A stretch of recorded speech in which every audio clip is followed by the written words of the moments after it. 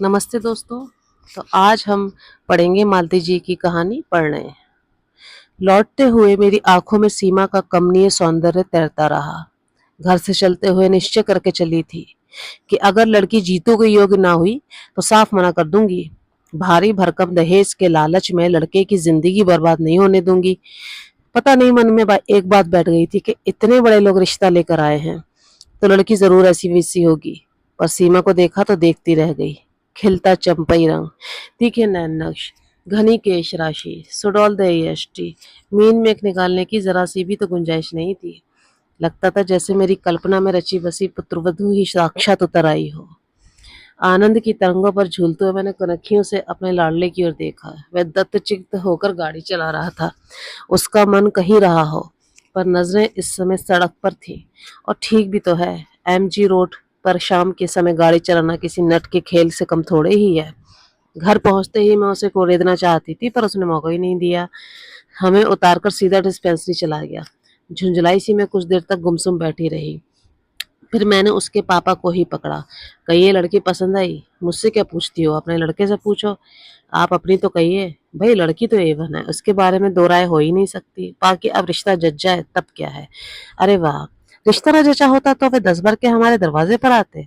कोई, हम तो लड़का मांगने नहीं गए थे, मैंने तैश में कहा। वो तो ठीक है भाई। और वे चुप हो गए। समझ गई कि रामदास जी के वैभव की चकाचौंध से वे अब तक उबर नहीं पाए हैं। झूठ क्यों बोलूं। विस्मित तो मैं भी हुई थी। जो सोचा उससे कुछ ज्यादा ही हो गया था, और जो था उसका प्रदर्शन करने की तो उन्होंने भरपूर कोशिश की थी। विशाल कोठी, बाहर पंक्तिबद्ध खड़ी 3-3 गाड़ियां, जिनके सामने हमारी मॉरिस एकदम छकड़ा लग रही थी। कीमती सूटों में सजे हुए उनके 3 लड़के, गहने कपड़ों से लदी तीनों बहुएं, दामी कालीन, महंगा फर्नीचर, वर्दीधारी नौकरशाही, नाश्ता, हर चीज में प्रदर्शन था। हर बात में प्रभावित करने की कोशिश थी। चलने से पहले वह हमें अपना खूबसूरत लॉन और कलात्मक बगीचा दिखाने काफी दूर तक ले गए थे। फिर सहजवा होकर एक खाली प्लॉट की ओर इशारा करते हुए उन्होंने कहा, यह उन्होंने लड़की के लिए रख छोड़ा है।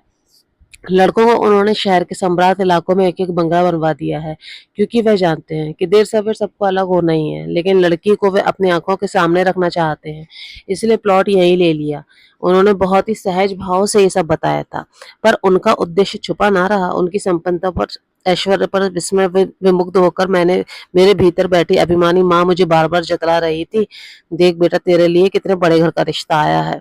और तब बेटे की योग्यता के सम्मुख सारा वैभव है ही लगने लगा था। एक बात सोच लो, जीतू के पापा कह रहे थे शादी हो गई तो जीतू अपने पास नहीं रहेगा, वही बंगला बनाकर रहना पड़ेगा। कोई जरूरी है क्या? मैंने तो नक्कर कहा। क्या उसके घर द्वार नहीं है जो ससुराल में बसने जाएगा? और क्या मेरे 10-5 लड़के हैं जो उसे भेज दूंगी? फिर वो प्लॉट पड़ा रहेगा। मैंने लापरवाही से कहा। ना तो एक नर्सिंग होम डाल देंगे। नर्सिंग होम कम है इंदौर में। बच्चों के लिए तो कोई नहीं है। अपन तो बच्चों का ही बना लेंगे जिसमें उसने स्पेशलाइज किया है। और बातों ही बातों में मैंने एक तिमंजिले नर्सिंग होम की रूपरेखा बना डाली। नीचे आउटडोर और ऑपरेशन थिएटर, बीच वाली मंजिल पर जनरल वार्ड्स और सबसे ऊपर स्पेशल कमरे, सामने खुली सी बालकनी। पूरा नक्शा मेरे मन में तैयार था। इंजीनियर होती तो कागज पर उतार कर दम लेती। स्वतावित नर्सिंग होम के लिए कोई अच्छा सा नाम सोच ही रही थी कि गाड़ी का चिरपरिचित हॉर्न सुनाई दिया। अपने लाडले से तो पूछ लो पहले। ये बोले, सपने बाद में बुनती रहना। अपने बचपने पर मैं झेपती सी खाना लगाने बैठ गई। खाने के समय में बराबर उसके चेहरे को देखकर टोह लेती थी, पर उसने जरा भी हवा न लगने दी। आखिरकार मुझसे रहा नहीं गया। इनके उठते ही मैंने पूछ लिया, क्यों रे, लड़की कैसी लगी? बिना देखे मैं कैसे बताऊं? क्या मतलब? फिर सारी शाम तू क्या करता रहा? उनकी मेहमान नवाजी का लुत्फ उठाता रहा। उसकी लंबी चौड़ी बातों से बोर होता रहा। मम्मा, सारी चमक दमक देखकर तो यही लग रहा है कि बेकार ही एमडी किया मैंने। बस पापा एक एजेंसी ले देते तो। बकवास बंद कर, पहले लड़की के बारे में बता। मम्मा, मैंने तो उसे ठीक से देखा भी नहीं। अव्वल तो वो इतनी देर के बाद कमरे में नमूदार हुई, फिर 90 डिग्री का कोण बनाकर बैठ गई। ना तो एक बार भी उसने ऊपर देखा, ना मुंह से शब्द निकाला। मेरे ख्याल में वह या तो बहंगी है या गूंगी है। चुप भी कर, जब देखो उल्टी सीधी बातें करेगा। लड़कियां क्या ऊंट की तरह मुंह उठाए सामने आती हैं? तो फिर देखने के लिए बुलाने का तात्पर्य क्या है? उसने जिद की। ये हिंदुस्तान है बेटा, उन्होंने एकाएक भीतर आते हुए कहा। शायद इतनी देर तक कान लगाए हमारे नोकझोंक सुन रहे थे। बोले, ये हिंदुस्तान है बेटा, भले घरों की लड़कियां यहाँ ऐसा ही व्यवहार करती हैं। मैं भी हिंदुस्तानी हूँ पापा। 2 साल अमेरिका में रहने से कोई अमेरिकन थोड़ी ना हो जाता है। पर बात तो ऐसी कर रहा है जैसे वहीं पैदा हुआ है। इनको सर को सख्त हुआ आया था। जीतू ने प्रत्युत्तर नहीं दिया, चुपचाप हाथ धोने चला गया और हाथ धोकर सीधा अपने कमरे में। शायद इस विषय पर वह अधिक बहस बढ़ाने के इच्छुक नहीं था। देखने दिखाने की प्रथा से वह हमेशा चिढ़ता था। जया की शादी के समय भी उसने 2-4 बार हमारा विरोध किया था, पर वधू पक्ष की दुहाई करते समय देकर हमने उसका मुंह बंद कर दिया था। पर अपने लिए तो इस तरह के नाटक करने से उसने साफ मना कर दिया था। मम्मा, जिस दिन कोई लड़की मुझे भा जाएगी मैं तुम्हारे सामने लाकर खड़ी कर दूंगा, तुम चिंता मत करो। पर उसकी यह बात ही तो हम लोगों के लिए सबसे बड़ी चिंता का कारण थी। आजकल की लड़कियों का ठिकाना थोड़े ही है। हर क्षेत्र में उनकी घुसपैठ है। पता नहीं कौन कब टकरा जाए। डॉक्टर के लिए तो ये खतरा कुछ ज्यादा ही है, जिसमें जीतू जैसा सुदर्शन व्यक्तित्व तो कहीं प्रशंसक बटोर लेता है। इसलिए हम लोग बहुत व्यग्र थे।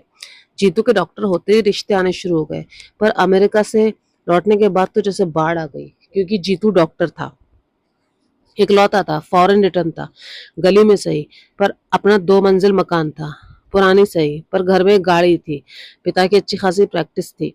बिरादरी में ऐसे सर्वगुण संपन्न लड़के कितने थे। खाता पीता घर और डॉक्टर पास वर लोगों के मुंह में पानी आना तो ना आता तो आश्चर्य था। तभी तो रामदास जी जैसे प्रमुख व्यवसायी ने हमारे घर पर दस्तक दी थी। बड़े मुश्किल से जीतू के साथ जाने के लिए राजी हुआ। कह रहा था पहले तुम देखाओ, पर लड़की वालों को बार बार प्रश्न करना हमें अच्छा नहीं लगा। जया के वक्त तो कुछ कड़वे मीठे अनुभव मन में भी ताजे ही थे, इसलिए हम सब साथ ही वहां पहुंचे। रामदास जी ने इतनी अवगत की, उनके परिवार ने इतना प्रेम टपकाया कि बार बार यही डर रहा कि लड़की अगर अच्छी ना हुई तो उन लोगों को हम क्या जवाब देंगे। वह बहुत देर बाद बाहर आई। उस समय हम लोग कॉफी पी रहे थे। अपनी दोनों भाभीियों के बीच चलते हुए वे कमरे में आई और अस्पष्ट सी नमस्ते के साथ सर झुकाकर वो बैठ गई। उसकी विनम्रता पर मैं तो मुग्ध हो गई। अंग्रेजी में एमए लड़की और इतनी सुशील, इतने लोगों के बीच उसका ये सहमा सिमटा रूप एकदम स्वाभाविक लग रहा था। तब ये बात मन में उठी ही नहीं कि इस तरह जीतू तो उसे बिल्कुल नहीं देख पाएगा। वह भी तो बड़ी शालीन सी मुद्रा में बैठा था। सोच समझकर एक उपाय हमने ढूंढ लिया। जया की सालगिरह के बहाने बहन भाइयों को एक दिन चाय पर आमंत्रित किया। जया थी अपने ससुराल में, इसलिए उपहार लेकर मुझे चिंतित होने की जरूरत नहीं थी। 2 दिन तक मैं घर की सफाई में जुटी रही। फर्श धो पोंछ कर चमकाया गया, नई चादर बिछाई, सोफे के कुशन्स बदले, पर्दे धुलवाए और तो और ड्राइंग रूम के दरवाजे तक नए सिरे से पेंट कर डाले। नया सा कालीन लेकर वहां डाल दिया। फिर भी जैसे मन को तृप्ति नहीं हो रही थी। हर कोण से वहां की सजावट को देखती और हर बार कुछ न कुछ कहकर सुधार लेती। ये लोग बीच में टोक न देते तो शायद मेरा क्रम मेहमानों के आने तक चलता रहता। दोनों बाप बेटे हाथ बांध कर बैठे थे और मेरी परेशानी का मजा ले रहे थे। तभी 2-3 बार वॉल पीसेज और कैलेंडर बदलवा चुकी थी। उन्होंने कहा, मेरा ख्याल है एक बार डिस्टेम्बर हो जाता तो ठीक था। 5 बजने में तो अभी बहुत टाइम है। क्यों इतना गुस्सा है मुझे? एक तो खुद करेंगे नहीं और मेरा फूला चेहरा देख कर ही जीतू मेरा मूड भाप गया। बोला, मम्मा क्यों परेशान हो रही हो? लाख कोशिश करें हम, ये घर कोठी तो बनने से रहा। उसे मत रोक जीतू, अपने होने वाली बहू को इम्प्रेस करने की योजना है उसकी। And you know, first impression is the last impression. कोठी ना सही, आउट हाउस तो लगेगा ना हमारा घर। अरे आउट हाउस भी लग जाए तो गनीमत समझना। मैंने तो नक्कर कहा, जाने किस दरिद्र जगह में लाकर डाल दिया है सारा पैसा। कितना भी करो रौनक ही नहीं आती। गुस्से में सही मैं अपने मन की बात कह गई थी। इतना लंबा चौड़ा मकान बनवा तो लिया, पर गली की वजह से सारी शान पर पानी सा फिस जाता था। रामदास जी के आउट हाउसेस सच में इससे अच्छा शो देते थे। उस दिन प्लॉट दिखाने ले गए थे, तब उन्होंने दिखाई थी। छोटे छोटे घरों की एक लंबी कतार, उसमें संस्था के कर्मचारी लगे रहते थे। खुली जगह में हरियाली और समुद्र के बीच में छोटे छोटे दीपों की तरह लग रहे थे। जीतू ठीक ही कहता था, बेकार मेहनत करके क्या फायदा, उस वैभव से होड़ लेना तो असंभव है। ठीक 5 बजे वो लोग आए। छोटी वाली दोनों भाभियां, बड़ा भाई और वह। मुझे अच्छा लगा। बहुत भीड़ होती तो उस दिन वाला किस्सा हो जाता। लगा कि लोग समझदार हैं। सीमा उस दिन की तरह गहनों से लदी हुई नहीं थी। मेकअप भी हल्का था, इसलिए उसका सौंदर्य आज आंखों में चकाचौंध नहीं भर रहा था, बल्कि ठंडक दे रहा था। नींबू कलर की हल्के जरीर के काम वाली शिफॉन उसके रंग के साथ एकाकार हो रही थी और देखने वालों की आंखों को बांध लेती थी। मेरी नौकरानी ने तो वही निर्णय सुना दिया, लाड़ी घड़ी सुंदर छेदो, कदे मारी नजर भी ना लगी जाए। वह सभी लोग समवयस्क ही थे। उन्हें ड्राइंग रूम में छोड़कर मैं रसोई में चली गई और देर तक नाश्ता लगाती रही। नाश्ते की तैयारी भी मैंने कल से शुरू कर दी थी और अपने सारे पाक कौशल दांव पे लगा दिए थे। उन लोगों ने हर वस्तु के साथ न्याय किया, प्रशंसा के पुल बांध दिए। छोटी बहू ने एक दो चीजों की विधि भी पूछी। अच्छा लगा। सीमा धीरे धीरे चुग रही थी, पर मैंने ध्यान नहीं दिया। अपने होने वाले ससुराल में कोई ऐसे चबर चबर खा सकता है भला? खाने के बाद में महिलाओं को घर दिखाने में लग गई। उन दोनों ने बहुओं की हर बात की बहुत तारीफ की, सजावट की, सामान की, कढ़ाई की, बुनाई की। सबसे अंत में मैं उन लोगों को किचन में ले गई, जो मेरा अभिमान बिंदु था। सफेद रंग में नहाया हुआ, आधुनिक उपकरणों से सजा हुआ, अलमारी में झिलमिल करते स्टील के बर्तन, चमकते पीतल के, हिंडालियम के डिब्बे, चमचम करती क्रॉकरी, मचान पर एक झालर सी सजी अचार मुरब्बे की बर्नियां। जो भी देखता प्रशंसा करता। इन लोगों ने भी की, पर सीमा यहाँ भी चुप चुप बनी रही। इस बार मैं उतनी तटस्थ नहीं रह सकी। मन में कुछ चुभा जरूर, मुंह खोलकर तारीफ ना करती, पर प्रशंसा की एक नजर तो डाल लेती। लेकिन कल को ये गृहस्थी आखिर कल को ये गृहस्थी उसकी भी तो हो सकती है। उनके जाने के बाद ही मैंने पूछा, क्यों रे, आज तो ठीक से देख लिया ना? हाँ, अच्छी है। हाँ, बशर्ते बोलना जानती हो। क्या मतलब? मतलब यह है मामा कि वो जरूर हकलाती होगी, नहीं तो 2 घंटे में एक बार तो मुंह खोलती। आश्चर्य में भरकर मैं उसे देखती रह गई। देखो, दो दो बार तुम लोग लड़की देख चुके हो, और तो और उसको घर भी बुला चुके हो। अब अगर मना करना है तो हम लोगों को क्या शराफत होगी? बरात में कहीं हम मुंह दिखाने के लायक नहीं रह जाएंगे हम? इन्होंने सख्ती से कहा। और अगर वहीं से इनकार आ गया तो? उस ओर से निश्चिंत रहो। उनके मन में जरा भी शंका होती तो वो लड़की को यहाँ नहीं भेजते। मैं तो सोचती हूँ कि वे अपनी ओर से सब तय मानकर ही चल रहे हैं। कैसे? याद नहीं, उस दिन जब हम लोगों को प्लॉट दिखाने लेके गए थे, तब रामदास जी के पुराने पार्टनर की लड़की मिल गई थी। तब उन्होंने जीतू का परिचय करवाते हुए कहा था, ये तुम्हारे जीजा जी हैं। अरे हाँ, और मुझे एकदम सारी बातें याद आ गई। उस दिन रामदास जी हमें अपना बगीचा दिखाने के लिए दूर उस प्लॉट के पास ले गए थे, तो उन्होंने अपनी बिटिया के लिए छोड़ रखा था। हम लोग मुआयना कर ही रहे थे कि पीछे आउट हाउस की तरफ से एक लड़की साइकिल पर आती दिखी।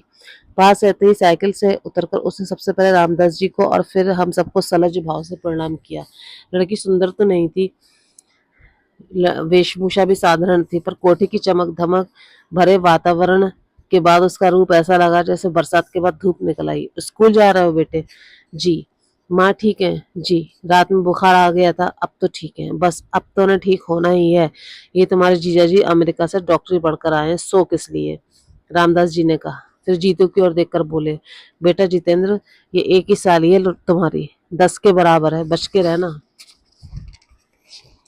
उसने कनखियों से जीतू को देखा और शर्मा कर मुस्कुरा दी। फिर धीरे से रामदास जी से बोली, ताऊ जी मैं चलूं अब? हाँ बेटे, 10:30 हो रहा है, चलो, नहीं तो लेट हो जाओगी। उन्होंने प्यार से पीठ थपथपाकर उसे विदा किया। जाने से पहले एक बार हम सबको नमस्कार किया और साइकिल हाथ में लेकर चली गई। कुछ दूर जाने के बाद ही वह उस पर सवार हुई। उसके विनम्रता पर मुग्ध होकर मैंने पूछ लिया, कौन है ये लड़की? बड़ी प्यारी है। मेरे दोस्त की बेटी है। हम दोनों एक ही दफ्तर में काम करते थे। क्लर्की की बंदी बताई आमदनी से तंग आकर हम दोनों ने साथ ही साथ बिजनेस शुरू किया था। तब कल्पना भी नहीं की थी अच्छा चल निकलेगा। दुख यही होता है कि जब अच्छे दिन आने को हुए तो वो चल बसा। अरे क्या डेथ हो गई? हाँ, स्कूटर एक्सीडेंट में। एक और अनु से बड़ा लड़का, दोनों जाते रहे। तब से माँ बेटी यही हैं। धंधे में जो शेयर था उसके एवज में भाभी ने ये मकान मांग लिया, उसी में रहती हैं। एक प्राइवेट स्कूल में पढ़ाती हैं। पिछले 2 सालों से बीमार चल रही हैं, इसलिए उन लोगों ने अब अनु को लगा लिया है। रिश्तेदार तो होंगे या कोई नहीं है? मैंने सहानुभूति से पूछा। हैं, क्यों नहीं, पर बहन जी रिश्ते सब पैसे से बंधे रहते हैं।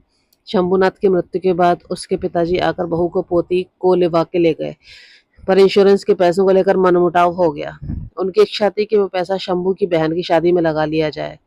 आखिर भाई होता तो कुछ न कुछ तो करते ही, पर अन्नू की माँ राजी नहीं हुई। बोली, निपट कंगाल होकर मैं किसके सहारे रहूंगी? 8-10 हज़ार की मामूली रकम थी, पर एक बेसहारा के लिए तो वही संभलती सहारा थी। घर वालों से पैसों का तकाजा भी नहीं किया जा सकता था। कल को अनु की शादी में सब लोग अंगूठा दिखा देते हैं। बस तब से यही आ गई है तो लौट कर नहीं गई।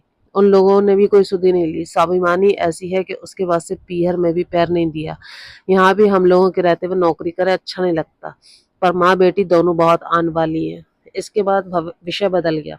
रामदास जी अपने व्यवसाय के फैलाव का वर्णन करने लगे। इसी कारण वे अपनी कुशाग्र बुद्धि बच्चों को सरकारी नौकरी में नहीं भेज सके थे। वैसे तीनों बच्चे बिजनेस डिप्लोमा किए हुए थे। एक तो विदेश में भी हो आया था। उस आकर्षक बातचीत के बीच अनु दब गई। आज इन्होंने एक याद दिला दिया तो मुझे अपने ऊपर रोष आ गया। मुझे पहले से ख्याल क्यों ना आया। जी तो हम लोग गलती कर गए। मैंने एकाएक कहा तो वह आंखों में प्रश्न भरकर मुझे देखने लगा। उस दिन हम लोग को इतनी भीड़ इकट्ठी ना करके केवल अनु लोगों को बुला लेना चाहिए था। कौन अनु? तुम्हारी इकलौती साली। सीमा आती तो वह वातावरण जरा खुल जाता। भाई का थोड़ा बहुत लिहाज तो करना ही पड़ता है। अनु रहती तो सीमा थोड़ा सहज हो जाती। मम्मा क्या दुनिया में और लड़कियां नहीं हैं? आखिर आप उसी के लिए इतनी व्यग्र क्यों हैं? मना नहीं कर पाएंगे जीतू हम। पापा को ये रिश्ता बहुत भा गया है। पापा को भा गया है वो प्लॉट और दहेज की संभावित राशि। और लड़की वह भी तो बुरी नहीं है। सच बता, क्या तुझे पसंद नहीं है? उसने उत्तर नहीं दिया, केवल मेरी ओर देखा। उसकी आंखों में सीमा का नाम साफ पढ़ा जा सकता था। उस दिन मैं और जीतू पिक्चर देखने जा रहे थे। वैसे मैटिनी में अक्सर चली जाती हूँ, पर बहुत दिनों बाद गाइड देखने का संयोग बना था। उसका लोभ मैं संवरण न कर सकी। पिक्चर समाप्त हुई और जैसा कि तय था, हॉल से बाहर निकलते ही मेरे सर में दर्द होने लगा। जीतू गाड़ी रोक तो रास्ते में एक मेडिकल स्टोर आते ही मैंने कहा, क्यों? दवा लेनी है। घर में दो दो डॉक्टर हैं तो मैं केमिस्ट के यहाँ आए बिना चैन नहीं पड़ता। उसने गाड़ी रोकते हुए कहा, घर में डॉक्टर नहीं है इसलिए तो मुसीबत, घर में डॉक्टर हैं इसलिए तो मुसीबत है। कोई अपने मन की दवा ले ही नहीं सकता। इससे रिएक्शन होता है, इससे हार्ट पर प्रेशर पड़ता है और भी न जाने क्या है क्या। भुनभुनाते हुई मैं उतर पड़ी। मैं भी पीछे पीछे चला आया। शायद देखना चाहता था मैं कौन सी गोलियां ले रही हूँ। हम लोग स्टोर में घुस ही थे कि आवाज आई, नमस्ते जीजा जी। चौकर देखा, बड़े बड़े नीलों फूलों वाला गुलाबी सलवार सूट पहने एक प्यारी सी शौक सी लड़की जीतू से नमस्ते कर रही थी। आप? मैंने ठीक से पहचाना नहीं। जीतू ने अकलाते हुए कहा, अरे इतनी जल्दी भूल गए? श्रीमान जी मैं अनु हूँ। ओहो, एकदम जैसे अनु। जीतू को सब याद आ गया। अपने इकलौती साली को ऐसे कैसे भूल गए? फिर मेडिकल की पढ़ाई आपने कैसे पूरी की होगी? हमने तो सुना था आप बहुत बड़े स्कॉलर हैं। मेडिकल कॉलेज में फैंसी ड्रेस थोड़ी सिखाया जाता है। उस दिन तो आप सफेद सी साड़ी वाड़ी पहनकर बड़ी सोबर सी लग रही थी। स्कूल जा रही थी ना, वहां तो भाई सोबर बनकर ही जाना पड़ता है। तो पढ़ाती भी हैं आप? हे भगवान, इस देश का क्या होने वाला है। जीतू भी अब मूड में आ गया था। देश की चिंता मत करे जीजा जी। जो बच्चे आपके लाज से बच जाएंगे वे ही मेरे स्कूल में आएंगे। मैं काउंटर पर खड़े खड़े उन लोगों की नोकझोंक का मजा ले रही थी। जब बिल चुकाने लगी तब अनु ने मुझे देखा। नमस्ते आंटी, उसने विनम्रता से झुककर कहा और मेरे पास आकर खड़ी हो गई। कैसे हो बेटे? माँ कैसी है? मैंने औपचारिकता निभाई। माँ का तो आंटी चलते रहता है, उन्हीं की दवाइयाँ लेने आई हूँ। उसने कंधे पर लटका बैग खोलकर दिखाते हुए कहा, चलो तुम्हें घर छोड़ दें। मैंने दुकान से बाहर आकर कहा, ना आंटी, मेरे पास तो अपना लौहरत है। पर आप ये बताइए, आप लोग घर कब आ रहे हो? उस दिन ताऊ जी कह रहे थे कि जीजा जी एक दिन माँ को देखने जरूर आएंगे। मैंने जीतू की ओर देखा। कुछ देर तक वो सोचता रहा, फिर बोला, अनु जी आपके घर हम आएंगे, लेकिन एक शर्त है। फरमाइए। कुछ देर वो से पश्च में खड़ा रहा, फिर बोला, मम्मा तुम चलकर बैठो, मैं भी 1 मिनट में आया। बच्चे इस तरह लिहाज करते हैं तो कितना अच्छा लगता है। वैसे शर्त क्या मुझसे छुपी थी? सीमा को भी उसके साथ अनु के यहाँ बुलवाने की बात होगी और क्या। 4-5-6 दिन के बाद एक दोपहर का खाना खाते हुए उसने पूछा, मम्मा शाम का कोई प्रोग्राम तो नहीं है? नहीं तो क्यों? अनु क्या चलना है? मैं चलकर क्या करूंगी रे? यूं ही तुम लोगों को असुविधा होगी। हम लोगों से मतलब यही कि सीमा भी आएगी ना वहाँ? नहीं, उसके साथ सुबह इंदौर कॉफी में डोसा खा चुका हूँ, यही तय हुआ था। उसने रुखे रुखे अंदाज में कहा। मैंने गौर से उसको देखा। उसका चेहरा बुझा बुझा सा था। शाम को यूं ही मूड में हम लोग रवाना हो गए। अपनी कार लेकर अपनी कार हम लोगों ने जानबूझकर छोड़ दी। हमने स्कूटर ले लिया जो बाहर बाहर चलता हुआ ठीक उसके घर के सामने रुका था। वह प्रतीक्षा में दौर पर खड़ी थी। हमें देखते उसकी आंखें चमक उठी। पहले कमरे में अनु की माँ का बिस्तर लगा हुआ था। उम्र का पता नहीं क्या होगी, पर जीवन संघर्षों और बीमारियों ने उस औरत को बुरी तरह तोड़ दिया था। कुछ औपचारिक चर्चाओं के बाद जीतू बोला, मम्मा आप लोग थोड़ी देर गपशप करो, तब तक मैंने देख लेता हूँ। अनु मुझे भीतर लिवा के ले गई। 2 ही तो कमरे थे, बीच में आंगन और उस पार रसोई। उसने बताया कि बाहर के कमरे में रहने से माँ को अकेलापन नहीं सताता। दरवाज़ा भी पलंग पर बैठे-बैठे खोल लेती हैं। सुबह शाम कोठी से कोई नौकरानी आकर चौका बर्तन सफाई कर जाती है, पर बाकी समय तो उन्हें अकेले ही रहना पड़ता है। आंगन में उसने कई गमले लगा रखे थे। मैं मूड़े पर बैठे-बैठे उन गमलों को देखती रही। कुछ क्षणों में जीतू आ गया। हाथ धुलवाएंगी? वहीं जामुन के थाले में हाथ धुलवाने लगी। कैसी हो माँ? कैसी है माँ? अनुनादिकता से पूछा। वह चुपचाप हाथ धोता रहा, बेमतलब देर लगाता रहा। माँ ठीक तो हो जाएंगी ना? उसने दोबारा पूछा। इस बार उसकी आवाज़ काँप रही थी। अनु जी, हमने तो अपना वादा पूरा किया, पर आपकी बात अधूरी रह गई। तो इसका हम क्या करें? शर्त तो सिर्फ दीदी को ले आने भर की थी। अब वे बुद्ध बनी बैठी रहें तो हम क्या करें? हाँ, आप कर ही क्या सकती हैं? एक कप चाय तो पिला सकती हैं। Oh sure. उसका चेहरा खिल उठा। माँ के बारे में पूछते हुए दो आंसू बरबस आंखों गालों पर लुढ़क आए थे। वे अब धूप में ओस्कर की तरह चमकने लगे। आप थोड़ी देर माँ के पास बैठिए, आंटी मैं चाय लेकर आती हूँ। हम दोनों फिर बाहर जाकर बैठ गए। थोड़ी देर बाद गुमसुम बैठने के बाद जीतू बोला, चाची जी यहाँ आसपास आपके कोई रिश्तेदार नहीं है? हैं क्यों नहीं बेटा, पर अपना कहलाने लायक कोई नहीं है। चार चार चाचा हैं अनु के, पर पिछले 10 साल से किसी ने एक बार भी इधर का रुख नहीं किया है। अनु के मामा तो होंगे, एक हैं, और उनको अपना ही परिवार इतना बड़ा है कि परिस्थिति भी साधारण है। उन पर बोझ बनने से अपेक्षा अपनी ही कमाई खाना अच्छा लगता है। अब तो ईश्वर ने आन निभा दी थी अब तक तो ईश्वर ने आन निभा दी थी। अब 2 साल से लड़की खट रही है। पर तुम पूछ क्यों रहे हो बेटा? कुछ नहीं, आप बीमार चल रही है ना। अनु नौकरी करती है, कोई जिम्मेदार आदमी रहे आपके पास तो ठीक रहता है। मुझे मालूम है बेटे, दिन पर दिन मैं खींचती जा रही हूँ, जिंदगी से मुझे कोई मोह नहीं है, पर इतना तो जिला दो कि अनु को अपने हाथों विदा कर सकूं। कहते हुए माँ का स्वर कातर हो गया। आप तो पता नहीं क्या क्या सोच बैठी।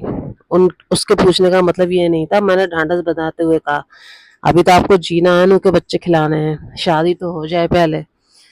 शादी की चिंता क्यों करती हैं आप? लड़की तो हीरा है। मैंने कहा, उससे क्या होता है बहन जी, कोरी लड़की कौन ब्याहता है? आजकल सच है, भगवान लड़की दे तो तिजोरी भर के धन दे, नहीं तो व्यर्थ है सब। उसी समय हाथ में ट्रे लेकर अनु आ गई। अनु, माँ ने अपनी रामायण शुरू कर दी ना? उसे नाश्ता लगाते हुए कहा। इसीलिए तो सब यहाँ आने से घबराते हैं। आंटी बेचारी पहली बार आई हैं और उन्हें भी आपने बोर कर दिया। माँ बेचारी खिसिया के चुप हो गई। उनका मन रखने के लिए मुझे कुछ कहना चाहिए था, पर उस समय कुछ सूझा ही नहीं। उधर चाय नाश्ता शुरू हो गया था। थोड़े समय में लड़की ने कॉफ़ी की कुछ तैयारी कर ली, पर मुझसे कुछ खाया नहीं गया। बीमार के कमरे में एक अजीब सी गंध रहती है। डॉक्टर की पत्नी होने के बावजूद मैं उसकी अभ्यस्त नहीं हो पाई हूँ। हम लोग उठे तो अनु की माँ ने अनु से जीतू का टीका करने को कहा और उसके हाथ में 21 रुपए रखे। वह एकदम तमतम आ गया। बोला, आप क्या फीस दे रही हैं मुझे? मैं तो घर का आदमी बनकर आया था, डॉक्टर थोड़ी ना। अनु की माँ ने दोनों हाथ माथे से छुआकर गिड़गिड़ाते हुए कहा, फीस नहीं है बेटा, तुम्हारी फीस देने की तो सामर्थ्य नहीं है मेरी। इस घर के दामाद हो तुम। अनु और सीमा में मैंने कभी फर्क नहीं किया। तुम घर के बड़े दामाद, पहली बार घर आए हो, खाली हाथ कैसे जाने दूं? चाहिए तो था हम बहन जी को भी कुछ सत्कार करते, पर हमारी उतनी सामर्थ्य ही कहाँ है। बस हाथ भर जोड़ सकते हैं। इतना कहकर वह हाँफ गई थी। शगुन के रुपए हैं, ले लो बेटा। मैंने जीतू के जेब में जबरदस्ती वो नोट ठूंसते हुए कहा। मैंने देखा अनु की माँ की आंखें तरल हो गई थी। जीतू ने कुछ नहीं कहा, वह चुप हो गया था। सड़क तक हमें छोड़ने के लिए आई अनु ने भी लक्ष्य किया। बोले, जीजा जी प्लीज माँ की बातों का बुरा मत मानना। कभी कभी वो बहुत भावुक हो जाती हैं। उनकी तबीयत को देखकर मैं उनकी हर बात मान लेती हूँ। नहीं अनु, मैंने किसी बात का बुरा नहीं माना है, जीतू ने उसे आश्वस्त करते हुए कहा। माँ की बात का भी कोई बुरा मानता है? अनु तो आश्वस्त होकर घर लौट गई, पर जीतू सारे रास्ते चुप चुप था। मैंने समझाया, इतना संकोच करने की क्या जरूरत है? कल को तेरी शादी होगी तो मैं अनु को 20 की जगह 120 की साड़ी पहना दूंगी। पर आज अगर रुपए लौटा देते तो दोनों माँ बेटी यही सोचती कि उसकी परिस्थिति का मखौल उड़ाया जा रहा है। वह उसी तरह शांत रहा। रात अचानक मेरे मन में एक बात कौंधी। मुझे उसके उखड़े मूड का कारण समझ आ गया था। बत्ती बुझाकर सब सो चुके थे। हम लोग फिर भी मैं धीरे से उठकर गई और जीतू के कमरे का दरवाज़ा खटखटाया। दरवाज़ा खुला था और वह रोज़ की तरह बैठकर लैंप जलाए पड़ जाता। मुझे देखते ही हड़बड़ा कर उठ गया।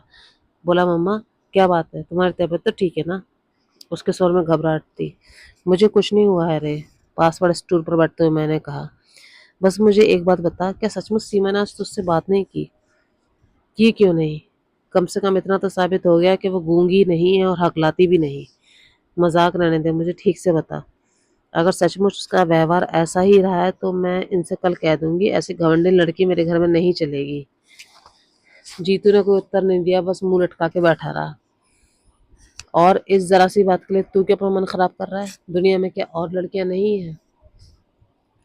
मम्मा, अगर मैं उदास हूँ तो सीमा के लिए नहीं, मैं सारी शाम सिर्फ अनु की माँ के लिए सोचता रहा हूँ। क्यों? उनकी हालत बहुत खराब है मम्मा। हार्ट एकदम डैमेज्ड है, किसी भी समय कुछ भी हो सकता है। पैरालिसिस का अटैक उन्हें हो चुका है, दूसरा किसी भी समय हो सकता है। वह इतना आसान नहीं होगा। पैरालिसिस? पर उनकी उम्र तो इतनी ज़्यादा नहीं लगती। उम्र से क्या होता है? ब्लड प्रेशर है, डायबिटीज़ है, शुगर का परसेंट कितना हाई जा रहा है। उनका चार्ट देखती तो तुम्हें गश आ जाता। कोई जिम्मेदार आदमी घर में होता तो स्थिति को गंभीरता से लेता। ले देकर घर में बस वही एक लड़की है, उससे कोई क्या कहे, कैसे कहे? सच ही तो कह रहा था वो। जया सगाई के 4-5 दिन पहले ही आ गई थी। आते ही वो शुरू हो गई, मम्मा लड़की खूब सुंदर है ना? नहीं तो मैं कहीं मुंह दिखाने के लायक नहीं रह जाऊंगी। अब जैसी भी हो देख लेना, मैंने चुटकी लेते हुए कहा। नहीं मम्मा, ऐसा गजब नहीं करना। अपने यहाँ इतने रिश्ते में लौटा चुकी हूँ, सबसे कह रखा है कि एक ही बहू आएगी घर में, तो ऐसी वैसी तो नहीं चलेगी। अब जो ये लड़की सुंदर ना हुई तो लोग मेरा बड़ा मजाक उड़ाएंगे। मेरी जेठानी तो अभी से कह रही है, देख लें कौन सी अप्सरा आएगी। उनकी भतीजी के लिए मना करके मैंने उन्हें खूब नाराज कर दिया है ना। यहाँ भी वही हाल है, मैंने कहा। लोग बाग अपनी लड़की को देखते नहीं और मुंह उठाए चले आते हैं, और मना कर दो तो हमेशा के लिए मुंह फुला लेंगे।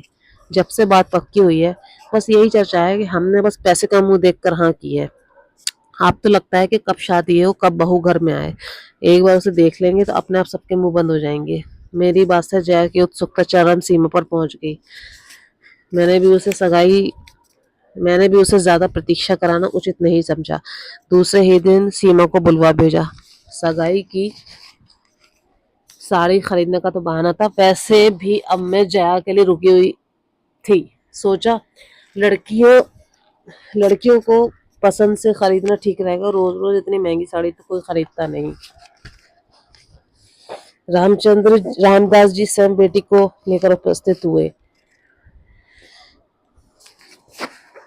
हाथ जोड़कर बोले, आपका आदेश टाला नहीं जा सकता, इसलिए लेकर आया हूँ। वैसे उसकी अपनी तो कोई पसंद नहीं है, आप जो पहनाएंगी पहन लेगी। मैंने उन्हें आश्वासन करते हुए कहा, खरीदारी का तो बहाना है, दरअसल जया उसे देखना चाहती है। मेरी बात से उनका सारा संकोच दूर हो गया।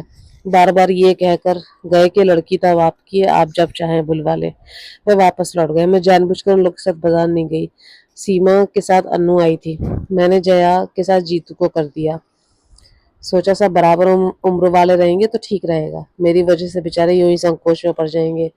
अनु और जीतू की नोकझोंक तो रामदास जी की जाती शुरू हो गई थी।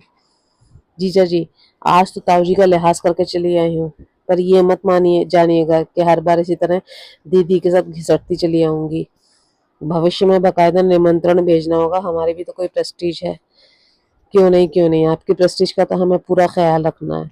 हमारी वकील तो आप ही हैं, जीतू ने कृत्रिम गंभीरता से कहा और डायरी निकालते हुए बोला, लाइए जरा अपना पता तो लिखवाइए। मैं तो अनु के आगे कुछ नहीं जानता, अनुराधा, अनुपमा या कि पौराणिक अनुसुईया। गलत लगता है, नामों के बारे में आपका ज्ञान बहुत सीमित है। श्रीमान जी, मेरा नाम अनुप्रीता है। ओहो, व्हाट अ लवली नेम। बस हाय जीजा जी, आप कभी ना हुए तो नहीं तो कहते वाह, जैसी आप हैं वैसा ही सुंदर आपका नाम है। मुझे दुख है अनु जी, मैं डॉक्टर हूँ, सच बात कहता हूँ जो अक्सर कड़वी होती है। कहिए तो। कहना चाह रहा था कि काश आप भी उतनी सुंदर होती जैसा आपका नाम है। हाँ ठीक तो है, अब तो आपकी नजर में एक ही व्यक्ति सुंदर रह गया है, कहकर उसने अपने होंठ भींच लिए। पलकों के किनारे भीग गए थे। मैंने जीतू को डांट कर चुप कराया। बस इतने में रो दी। और अपने ताऊजी को और आपके ताऊजी कह रहे थे 1 ही साल ही है, 10 के बराबर है। हमने तो सिर्फ बानगी पेश की थी और आपके छक्के छूट गए। उनकी इस जुगलबंदी का हम सभी मजा ले रहे थे। जीत की आखिरी बात पर तो जीतू की आखिरी बात पर तो सब लोग ठठाकर हंस पड़े। अनु भी बहादुरी के साथ मुस्कुराती। इसी हंसी खुशी के वातावरण में हम सब लोग घर से विदा हुए। और उन लोगों के जाने के बाद मुझे याद आया, इस सारे शोर शराबे में सीमा एकदम चुपचाप बैठी थी। बोलना तो दूर, वो एक बार मुस्कुराई तक नहीं। शर्मीली बहुत लड़कियां होती हैं, पर ऐसे अधमुदे होठों से, नथ पलकों से हंसी की किरणें निरंतर फूटती रहती हैं। पर उनके अनबुने होठों से, नत पलकों से हंसी की किरणें निरंतर फूटती रहती हैं। सीमा शर्मीली नहीं, घुन्नी लड़की है। जीतू जैसे हंसमुख लड़के के साथ इसका निभाव कैसे होगा, या उसे भी अपनी तरह मनहूस बना के रख देगी। जब से शादी तय हुई है मैं ऐसी चिंता में घोली जाती हूँ। इनसे तो कुछ कहना ही बेकार है। एक बार मुंह खोलने की कोशिश की थी तो बुरी तरह डांट खानी पड़ी। बोले, तुम तो जीतू को अभी तक दूधमुहा बच्चा ही समझती हो। वह तुम्हारे सामने नाटक करता है और बाहर उसे लेकर होटलों में घूमता है। होटल में सिर्फ एक ही बार गया था, तभी तो। एक बार या 100 बार, उससे क्या फर्क पड़ता है। अपने लड़कियों को समझाओ, ये हिंदुस्तान है, अमेरिका नहीं है। यहाँ की लड़कियां अरे गहरे मर्दों के साथ होटलों में नहीं जाया करती। और फिर बात दब गई। पर जितनी बार सीमा को देखा, ये लगा है कि इस लड़की से मेरा जीतू का निर्वाह कैसे होगा। कोई और लड़की होती तो इतने दिनों में घर से एक आत्मिक संबंध जोड़ लेती, पर यह तो आज भी उतनी ही पराई लग रही थी। बाजार से लौटी जया तो भरी हुई थी। साड़ी का डिब्बा मेरे सामने पटक कर बोली, वो देख लो, पूरे 700 की साड़ी है। पर महारानी ऐसे मुंह बना रही थी जैसे उनके लिए छींट खरीदा हो। मैंने डिब्बा खोल के देखा। रानी कलर की बनारसी रेशम जरी की बूटियों से झिलमिल कर रही साड़ी थी। उसे पसंद नहीं आई? मैंने अधीर होकर कहा। अरे मुंह खोलकर कहे तब ना, मूर्ति की तरह बैठी रही। हाथ लगाना तो दूर, एक बार आंख उठाकर भी नहीं देखा।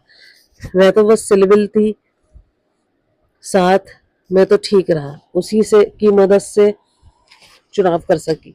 मेरा मन एकदम बुझ गया। माना कि बड़े घर की लड़की है, बनारसी साड़ी उसके लिए अनोखी चीज नहीं है, पर सगाई की साड़ी के साथ एक भावनात्मक संबंध तो होता ही है। मुंह से कुछ ना कहे, पर आंखों से तो बहुत कुछ कहा जाता है।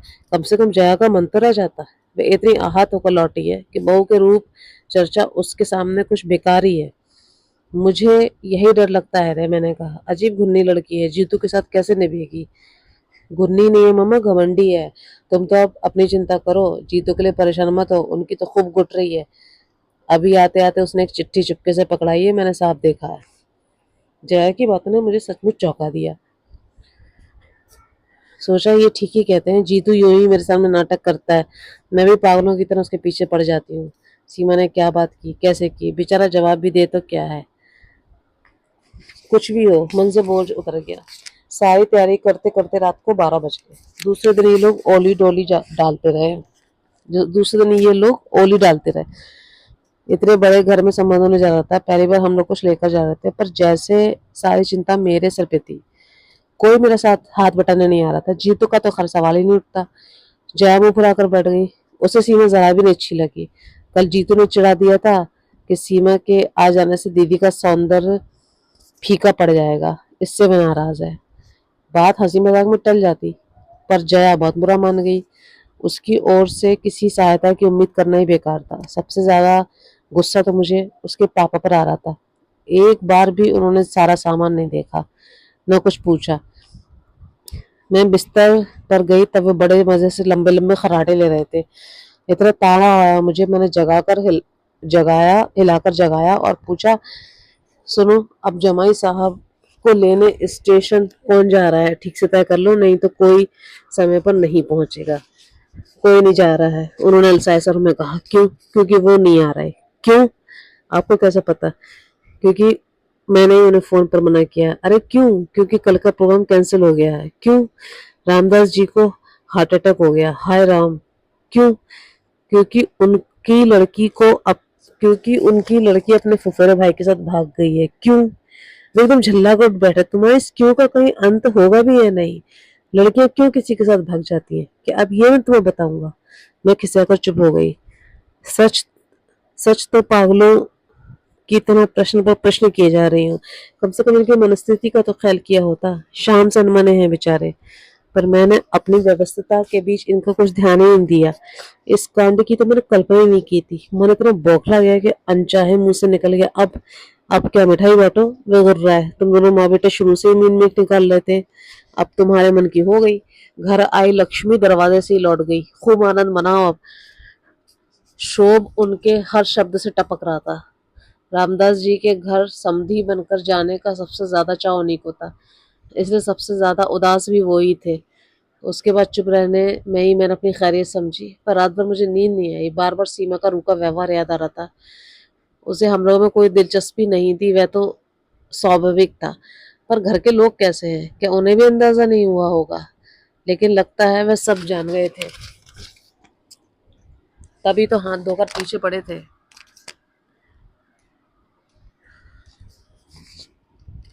जिस दिन से रिश्ता लेकर जिस दिन से रिश्ता लेकर आए थे, उन्होंने हमें सांस नहीं लेने दी। यह तो ईश्वर की कृपा थी कि समय रहते सारा भेद खुल गया। मुझे कमरे में आते हुए उसने दर्पण में देख लिया, वहीं से बोला, तुम परेशान क्यों हो मम्मा? मैं अभी शेव बनाकर वहीं तो आ रहा था। मैं तो यूं ही चली आई रे। चाय की ट्रे गोल मेज पर रखते हुए मैंने कहा, सोचा साथ साथ चाय पी लेंगे, एक बात भी कहनी थी, समथिंग इम्पोर्टेंट। उसने अपना काम जारी करते हुए कहा, हाँ ऐसा ही समझ लो। वह जो सीमा है ना, वह इस बुरी तरीके से चौंका के रेजर हाथ से फिसल ही गया। गीले तौलिए से गाल सलाते हुए मेरे सामने आकर बैठ गया और अधीर स्वर में बोला, सीमा को क्या कह रही थी तुम, क्या किया उसने? वह अपने फुफेरे भाई के साथ भाग गई। मैंने सपाट सर में बोला, ओहो ममा। उसने एक दीर्घ श्वास खोली। मुझे तो आपने डरा ही दिया था। मुझे लगा कि पता नहीं मैं क्या क्या सोच रहा था। क्या सोच रहे थे? मैंने हैरत से पूछा। दरअसल ममा, मैं एक पागलपन पर बैठा था, उसने खिसवाए स्वर में कहा। इससे पहले कि मैं कुछ पूछूं वो उठा, दराज में से कागज का एक पुर्जा निकाल लाया। बोला, पढ़ो। पढ़ने को था ही क्या, बस दो पंक्तियां। अगर आप शादी से इनकार नहीं करोगे तो मुझे मजबूरन कुछ खा लेना पड़ेगा। कब मिली ये चिट्ठी? उसी दिन जिस दिन हम लोग साड़ी खरीदने गए थे। तो पगले मुझे बताए क्यों नहीं? कैसा सर्वनाश हो जाता अभी।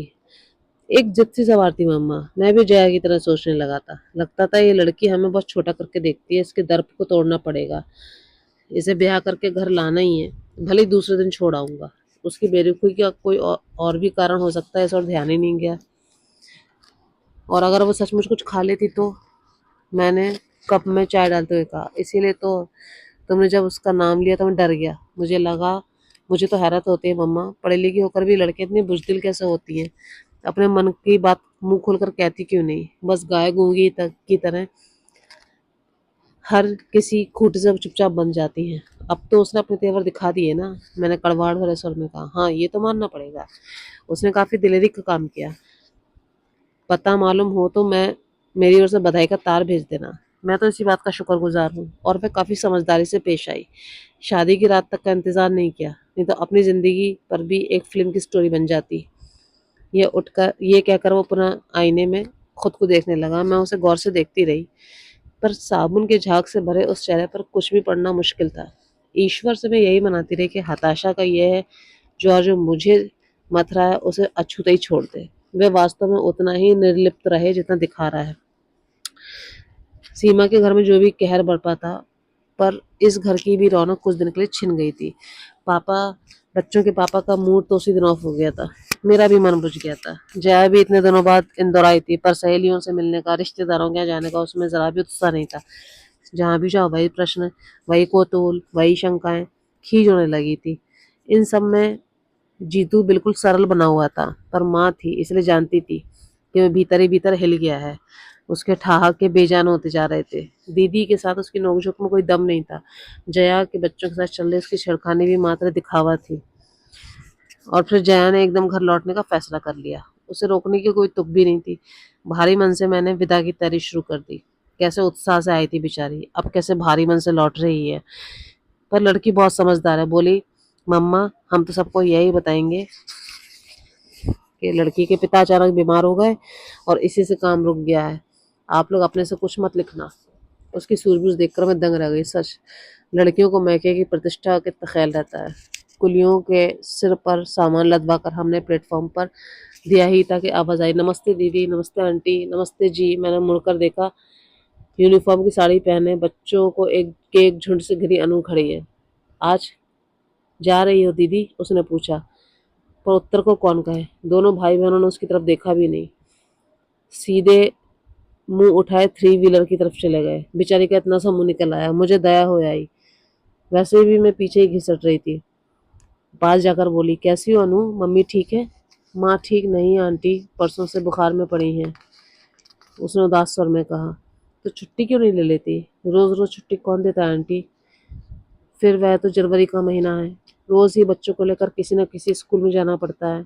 प्रतियोगिताएं चल रही हैं, आज भी महू जा रही हूँ। घर पर मेहरी बिठा कर आई हूँ। ट्रेन ने शायद सिग्नल दे दिया था। प्लेटफॉर्म पर गहमा गहमी एकदम बढ़ गई। उसी शोर शराबे में अनु की आवाज भी हो गई, और अनु भी। जया को ढूंढते हुए मैं भीड़ को चीरती रही। लौटते समय मैंने जीतू से कहा, तुमने अनु से बात क्यों नहीं की? उसका क्या कसूर है? कसूर किसी का भी हो मम्मा, सजा तो सभी को भुगतनी पड़ती है। उसके स्वर से चौंक कर मैंने उसको देखा। व्यथा से या गुस्से से उसका चेहरा काला पड़ गया था। मैंने ठीक ही समझा था। लड़का भीतर ही भीतर हिल गया है, और फिर एक बार रिश्तों की बाढ़ सी आ गई।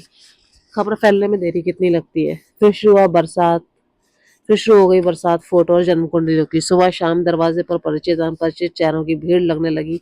बढ़ चढ़ कर दहेज के आकर्षक प्रस्ताव आने लगे। एक समय था जब मुझे बड़ी खुशी होती थी, लड़के की मां होने का गौरव होता था, पर अब तो जैसे गुस्सा आता है। लगता है जैसे मेरा लड़का नीलाम पर चढ़ा हो, जिसको देखो वही बोली लगा रहा है। लाख बार समझाया है कि अभी हमें कुछ नहीं करना है, हमें कुछ मौका दीजिए संभलने का, पर इससे भी वर पक्ष की एक अदाई समझते हैं लोग, और वापस से मनोहर शुरू कर देते हैं। हम लोग तो जैसे जैसे मान भी जाए, पर जीतू को लड़की दिखाने ले जाना बहुत मुश्किल था। जनता के पास इस समस्या का भी हल था। लोग किसी न किसी बहाने लड़कियों को लेकर घर आने लगे। बाजार में, मंदिर में, सिनेमा में, हॉल में योजनाबद्ध तरीकों से लड़कियों का प्रदर्शन होने लगा। जीतू तो एकदम से बौखला गया। मम्मा, तुम सब लोग मिलकर मुझे पागल कर दोगे, भगवान के लिए मेरा पीछे छोड़ दो। जिस दिन कोई लड़की मुझे मिल जाएगी, मैं तुम्हारे सामने लाकर खुद खड़ी करूंगा। अब लड़कियां क्या सड़कों पर मिल जाती हैं? पर उससे उलझे कौन? गोमती भाभी के चाचा जी एक बहुत अच्छा प्रस्ताव लेकर आए थे। अच्छा खानदान था, खाते पीते लोग थे, लड़की सुंदर थी, डॉक्टर थी। जीतू मेडिको पत्नी के पक्ष में कभी नहीं था, पर लड़की के पिता ने कहा, डिग्री ले रखी है, आप चाहें तो नौकरी करेगी, नहीं तो गृहस्थी में भी उसकी बहुत रुचि है। जितेंद्र जी चाहेंगे तो घर पर ही छोटी मोटी डिस्पेंसरी खोल लेगी। वैसे उसका कोई आग्रह नहीं है, आप लोग जैसा चाहें। मैंने भी सोचा चलो ठीक है, कल को जीतू की प्रैक्टिस अच्छी चलेगी तो डॉक्टर पत्नी वरदान ही सिद्ध होगी। हुनर तो तिजोरी में रखे धन की तरह होता है, जब चाहा काम ले लिया। उन दिनों वह यशवंत राज हॉस्पिटल में जॉब कर रही थी। तय हुआ कि उसे वहीं चलकर देखा जाए।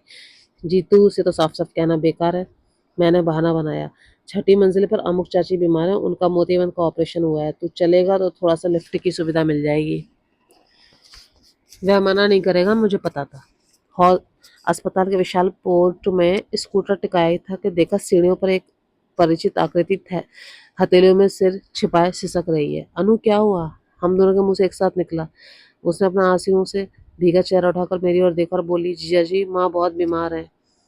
उस दिन स्टेशन पर जीजा जी कहते उसकी जुबान लड़खड़ा गई थी, पर आज उसे होश नहीं रहा। उसकी माँ सच में बीमार है। क्या हुआ माँ को? पता नहीं, परसों से लेकर आए हैं, अभी तक उन्होंने एक बार भी आंख नहीं खोली। कौन से नंबर में है? चलो आओ देखते हैं। यही इंटेंसिव में है, पर वहाँ किसी को थोड़ी जाने दे रहे हैं। ताई जी, भाई साहब, मामा जी सब बाहर बैठे हैं। मुझसे तो वहाँ बैठा नहीं जाता, रुलाई छूटती है। जीजा जी, आप तो डॉक्टर हैं, आपको तो जाने देंगे ना? मामा जी आए हैं? जीतू ने पूछा। हाँ, कल शाम को आए थे, उन्हें तार दिया था। अच्छा अनु, तुम अंदर चलो, मैं डॉक्टर परिहार को लेकर अभी आ रहा हूँ, जीतू ने अधिकार पूर्ण राज्य में कहा। एक बार हम लोगों की ओर करुण दृष्टि से देखते हुए अनु भारी कदमों से भीतर चली गई। उसके जाते ही जीतू मेरे सामने तनकर खड़ा हो गया, और पास से गुजरती बेतहाशा भीड़ को देखकर बोला, मम्मा, क्या तुम इस लड़की को बहू के रूप में स्वीकार करोगी? मैं हतप्रभ उसको देखती रह गई। यह मत सोचना मम्मा कि मैं भावावेश में आकर इतनी बड़ी बात कह रहा हूँ। पिछले कई दिनों से मेरे मन में ये बात घुमड़ रही है, पर मैं व्यक्त नहीं कर पा रहा था। पर अब सोच विचार का समय नहीं है। बोलो मम्मा प्लीज़। पर बेटा ये बातें हड़बड़ी में तो तय नहीं कर की जाती ना। मैंने कहना चाहा तो उसने फ़ौरन मेरी बात काट कर कहा, कहा ना मम्मा, अब सोच विचार के लिए समय नहीं है। मुझे मालूम है अपने इकलौते बेटे की शादी के लिए तुम्हारे मन में ढेर सारे अरमान हैं, पर भीतर जो दम तोड़ रही है वे भी एक माँ है। उसने भी अपनी इकलौती बेटी के लिए कई सपने सजाए हैं। उन सपनों के लिए वो ज़िंदगी भर अपनों से, परिस्थितियों से लोहा लेती रही। अब तो शायद वह भी कहने सुनने से परे चली गई है। पर अगर एक क्षण को भी उनकी चेतना लौट आए, तो मैं उनको आश्वस्त करना चाहता हूँ कि मैं उन्हें यहाँ से खाली हाथ नहीं जाने दूँगा। पर मम्मा, मुझे आपकी आज्ञा चाहिए होगी, दोगी ना? उसकी बात पूरी भी नहीं हो पाई थी कि अनु बदहवास सी लौट दौड़ती हुई बोली, जीजा जी जल्दी चलिए ना प्लीज़। माँ को देखिए वे लोग क्या कह रहे हैं। पल भर को हम दोनों जैसे काट हो गए। मैंने पहले ही की तरह अपने को समेटा और कहा, जीतू तुम अंदर जाकर देखो, अनु की चिंता मत करो, वह मेरे पास है और हमेशा रहेगी। और सुबकते हुए अनु को मैंने अपने अंक में भर लिया। धन्यवाद।